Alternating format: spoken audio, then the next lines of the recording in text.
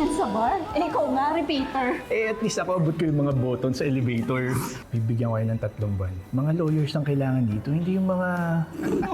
This is a pro bono, a custody case between our client na tumayong guardian ng isang 6-year-old child at ng biological mother ng bata. Pwede ko po bang pag-aralin yung custody case na nabanggit nyo? Interesado po akong hawakan yung kaso. Baka kasi hindi mo kayaning makipagsabayan at labanan yung kabilang partido dahil... Huwag po kayo mag-alala. Maliit man po yung height ko. Kasing taas naman po ng building na to ang kagustuhan kong maipanalo ang kaso ninyo. Hindi tayo pwedeng maging magkaibigan. Dahil ikaw ay isang puppet nina Lorena at Constantino na mga kalaban ko. Bakit sinisigawan mo si Lynette? Go ahead, Lorena. Hindi kita uurungan. Show me what you've got.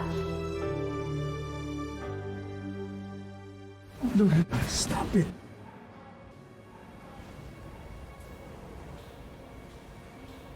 We will bring you and that woman kung saan kayo nararapat. Naku, puro ka naman pagbabanta. Talakan ng talak. That's what you are, a fame chaser. Ako? Hindi ka ba marunong manalamin? Kahit naman ang iba yung dabit mo, ang stature mo, ang apelido mo, Attorney Simmons, you're still the Meredith that I know. Kahit matulog ako, kilala ko si Meredith at ang mga katulad niya na nangaagaw ng mga hindi sa kanila. Hanggang ngayon, hindi mo pa rin talaga ako kilala, Lorena. Mang-aagaw? Sino ba yung totoong nang-agaw? Bakit hindi mo tanungin dito kay Constantino kung sino talaga yung mahal niya? At bakit ba siya napunta sa'yo? Hindi ba dahil nasilaw siya sa kayamanan mo? I know the truth. Kaya nga ako pinili. Ay nako, ang hirap talagang kausap ng isang taong puno ng insecurities. Ano?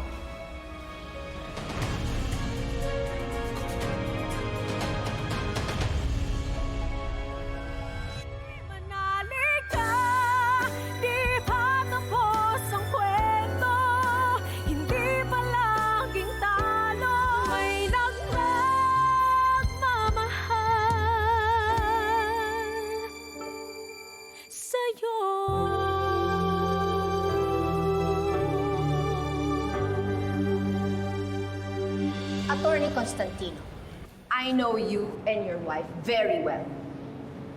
At ayoko mag-aksaya ng panahon sa mga taong taga-perya. Oo nga naman. Laging sarili mo ang iniisip mo para makapanlamang ka. People don't value friendship at kayang magnakaw ng hindi naman kanila for their selfish reasons. Ay nako, paulit-ulit para kang sirang plaka. Hindi ka ba naririndi dyan sa mga sinasabi mo? Parang nabibingi ka na yata eh. Hindi mo naaalala, nakakasabi mo lang ng mga paulit-ulit na bagay na yan? Pwede po ba, isang tabi nyo na muna yung mga personal issues nyo. Nandito po tayo para kay Hope. Para malaman natin kung sino ba yung karapat dapat sa custody niya. Pwede ba? Huwag akong paalalahanan mo niyan. Kausapin mo yung boss mo. My apology. I just got carried away, lalo na sa ganitong kaso kung saan inaagawan ng kliyente natin ang karapatan sa bata. Well, just to let you know, we are also here to defend the rights of our client. Hindi naman pwede na alam mo yung pagmamayari ng iba, tapos dadating na para bawiin ang feeling mo. Ikaw pa yung naapi.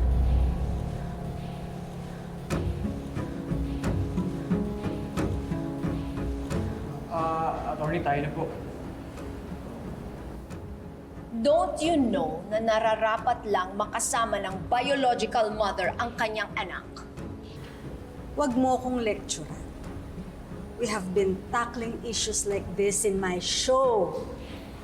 Hindi ko kailangan maging abogado para malaman na pwedeng mawalan ng karapatan ng isang nanay sa kanyang anak if she's proven unfit. So if that happens, papupunta ang bata sa dapat mag-alaga sa kanya. Well, we are not in your show. Kaya papabayaan na natin ang korte na magdesisyon. Mom, magpahangin na muna kayo sa labas with Attorney Bonnie. Ako nang bahala sa conference with the judge. Okay, anak. I'll see you later. Mrs. Ozdemir, tara po.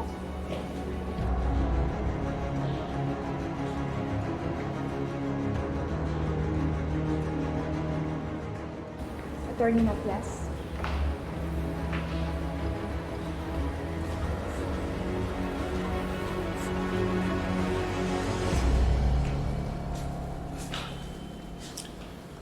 What is wrong with you? Can't you just let it go? Ang tagal-tagal na nun. Issue pa rin ba hanggang ngayon si Meredith? Yes, issue pa rin siya sa akin hanggang ngayon. Ang lakas ng loob niya. Eh siya naman itong may kasalanan sa akin. Every time I see her, natitrigger ako. Nararamdaman ko rin yung galit, yung sakit sa loob ko. At yung mga araw na magkakasama tayo, Constantino. Hindi ganon kadaling makalimot because I was betrayed by a friend. Hindi ka niya binitray, Lorena. Huwag mo ang kampihan yung babaeng yon. Wala namang patutunguhan itong usapan na to. It's because you don't care to listen. Ikaw ang makinig. Tinuring ko siyang kaibigan, kapatid, pero nakuha pa niyang agawin ka sa akin. Lorena, ikaw ang pinakasalan ko. Ikaw ang pinili ko. Hindi ba sapat yun para kalimutan mo na ang lahat? Paano ko makakalimutan? Eh lumalapit siya ngayon sa buhay natin. She reminds me that I almost lost you because of her. Ahas ang inalagaan kong kaibigan. Kaya ngayon, papaalala ko sa kanya ulit na matatalo siya tuwing kakalabanin niya ako.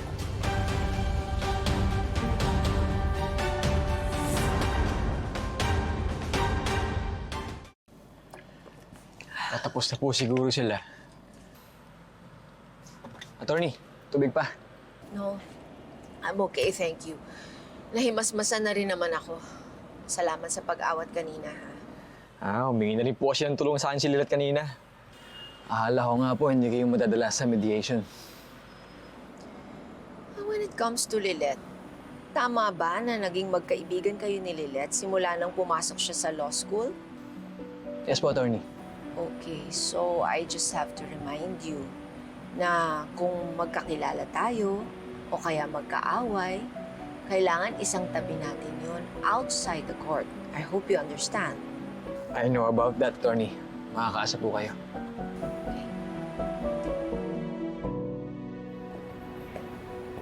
Pag-aaralan ko pa mabuti yung kaso para sa next hearing. Lalaban tayo, Monica. Attorney, kinakabahan po talaga ako. Kasi yung grupo na tumutulong kay Nemia, yung mga Attorney Simmons ba yun?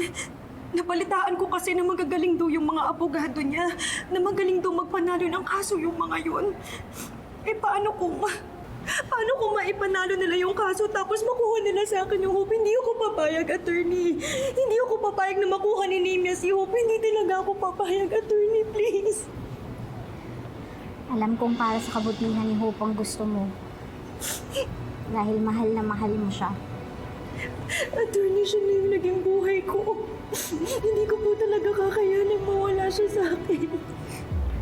Katulad ng tinang ses ko, totoong minahal niya ako kaya ayokong magkahiwalay kami. Kaya gagawin ko lahat para maipanalo natin ang kasong to.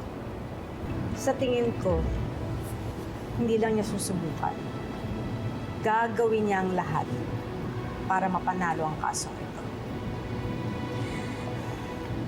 Ipapanalo ka niya. She's a very good lawyer.